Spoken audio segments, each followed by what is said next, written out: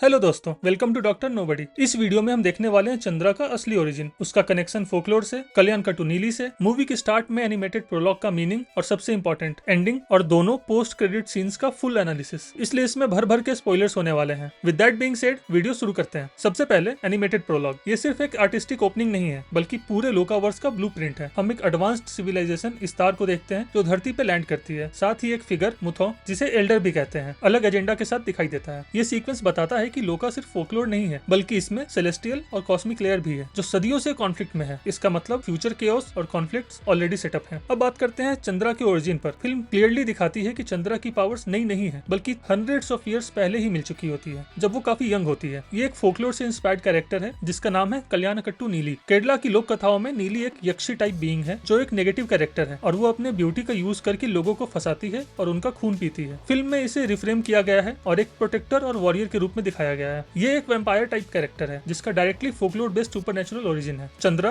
Immortal like है, enhanced power रखती है और कथानाथ एक प्रीस्टली फिगर है, उसे समझाता है, गाइड करता है और प्रोटेक्ट करता है। ये कनेक्शन फिल्म में सटल फ्लैशबैक्स और रिचुअल से दिखाया गया है। मूवी ने और भी कई फोकलोर से रिलेटेड बीइंग्स को इंट्रोड्यूस किया है, जिसमें से एक है चाथन, जो की है mischievous and magical creature. Tovino Thomas के कैमियो में हिंट दिया गया है कि टोटल 390 चैथन्स एग्जिस्ट करते हैं। साथ ही हमें दिखते हैं ओडियंस, जिनके पास शेप शिफ्टिंग एबिलिटीज होती है। दुलकर सलमान का character Charlie Odiyan type figure हो सकता है, जिसका प्रूफ पोस्ट क्रेडिट सीन में मिलता है। हमें जो डॉग दिखता है विद मिसिंग लेग, वो भी इसके लोर का एक रेफरेंस हो सकता है, क्योंकि audience shape shifting ability use करके कुछ भी बन सकते हैं। बट इसमें कैच ये है कि उसका कोई एक बॉडी पार्ट मिसिंग होगा। ये सब कैरेक्टर्स फ्यूचर कॉन्फ्लिक्ट में क्रूशल रोल प्ले करेंगे। अब बात करते हैं कुछ छोटी चीजों की जो इजीली मिस हो सकती है। चंद्रा हर एरा में एक नई आइडेंटिटी एक्वायर करती है, जिससे किसी को पता न चले कि वो एक्चुअली कौन है और कब से एग्जिस्ट करती आ रही है। और सनी के साथ उसका रिश्ता सदियों पुराना है। सनी हर जन्म में चंद्रा के साथ होता है और अपने पिछले जन्म में वो चंद्रा को बचाने के लिए ही अपनी जान दे देता है। ऑर्गन माफिया का प्लॉट ये सिर्फ एक साइड स्टोरी नहीं है, बल्कि चंद्रा का मॉरल कोड दिखाता है कि वो सिर्फ करप्ट और इवल लोगों को टारगेट करती है। नजियप्पा का विलेन बनना एक डार्क मिरर दिखाता है कैसे पावर्स मिलने पे गलत आदमी और कितना करप्ट हो जाता है। अब सबसे बड़ा स्पॉइलर, एंडिंग। फाइनल कन्फ्रंटेशन में नजियप्पा, जिसको अभी अभी पावर्स मिली है, उसकी पावर्स चंद्रा से काफी ज्यादा है, क्योंकि वैम्पायर्स में भी जिन्हें नई नई पावर्स मिली होती है वो ज्यादा पावरफुल होते हैं। लेकिन चंद्रा के पास सेंचुरीज का एक्सपीरियंस है, जिसका यूज करके वो नजियप्पा को ओवर स्मार्ट करती है और हराती है, और नजियप्पा मारा जाता है। बट फिल्म खत्म होने के बाद भी ये नहीं बताती कि बिल्कुल स्टार्ट में जब चंद्रा एक मिशन पे होती है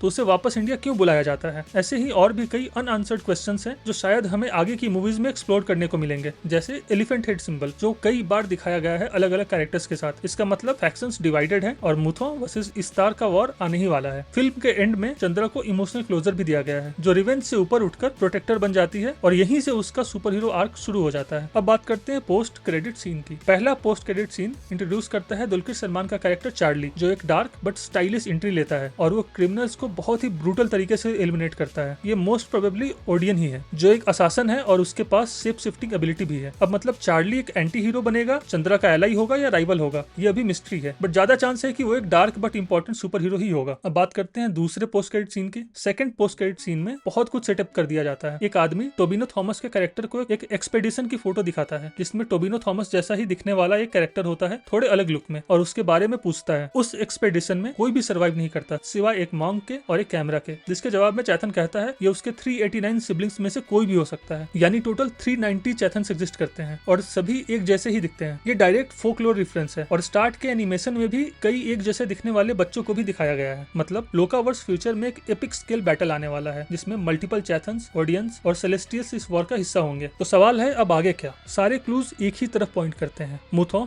एक रिक्रूटर लीडर है जो बीइंग्स को स्टार के खिलाफ असेंबल करेगा। स्टार एक सेलेस्टियल ओवरलोड है जिसका ट्रू एजेंडा हम आने वाली मूवीज में एक्सप्लोर करने वाले हैं। साथ ही हम देखने वाले हैं large scale war, new characters और चंद्रा का रोल एज अ की वॉरियर। तो दोस्तों, ये था लोका चैप्टर 1 का डिटेल ब्रेकडाउन। तुम्हारे हिसाब से चार्ली एलाई होगा या राइवल, और 390 चैथन्स का क्या मतलब निकलेगा? कमेंट्स में अपनी थ्योरी जरूर लिखो। अगर वीडियो पसंद आया हो तो लाइक करो और सब्सक्राइब करना ना भूलो। अगले ब्रेकडाउन में हम और डीप डाइव करेंगे लोकावर्स के हिडन ईस्टर एग्स में। तब तक के लिए टेक केयर, बाय बाय।